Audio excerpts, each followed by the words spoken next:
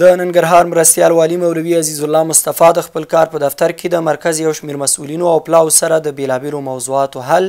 او همداراز ولایتي مسؤلینو سره د چارو د تعقیب په موخه ولیدل. نوموړي په ورته مهال د ښار او ولسوالیو بیلابیلو قشرونو ستونزې، غوښتنې او عریضې واورېدې او د حل په موخه یې اړونده ادارو ته په کتبي ډول د لازمو اجرااتو لارښوونې وکړې. ننګرهار کې د ښوونکو 255 بستونو لپاره له 3000 کاندیدانو ازموینه واخیستل شوه. ننګرهار پوهنتون کې د ازموینې ملي ادارې د پوهنې او پوهنتون مسؤلینو او استادانو په حضور کې د ښوونکو 255 بستونو کې د ګمارنې په موخه له نږدې 3000 نوماندانو ازموینه واخیستل شوه. ننګرهار کې د یو تن سوداګر په شخصي لګښت جامع جومات جوړ او ګټې اخیستنې ته وسپارل شو.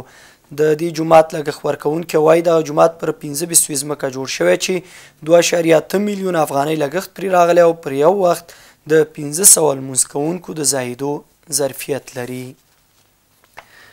د اطلاعاتو او کلتور وزارت د ګرځندوی مالي او اداري چارو معین مولوي قدرت الله جمال په مرکزي بغلان ولسوالۍ کې د ستر محدث امام قتیبه بن سعید بغلاني رحمه الله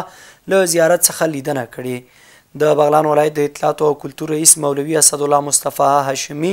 له یاد زیارت څخه د لیدنې پر مهال ویلي چې دغه ولایت یو شمېر فرهنګي او تاریخي سیمې د ویجاړېدو له ګواښ سره مخ دي او غوښتنه یې کړې چې د بودیجې په ځانګړي کولو سره اطلاعاتو او کلتور وزارت د یاد ولایت د لرغونو ځایونو بیا رغونې ته پاملرنه وکړي. د عامې روغتیا وزارت سرپرست مولوي نور جلال جلالي د افغانستان لپاره د روغتیا نړیوال سازمان له مشر ایډوین سنیزا سلاوډر سره په کتنه کې د سرطاني ناروغیو د درملنې 200 بستریز روغتون پر ملاتړ او تجهیز خبرې کړې دي.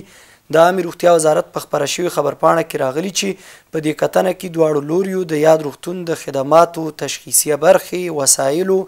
د روغتیایي کارکوونکو د ظرفیت لوړولو او دوامداره ملاتړ په اړه هم بحث کړی دی.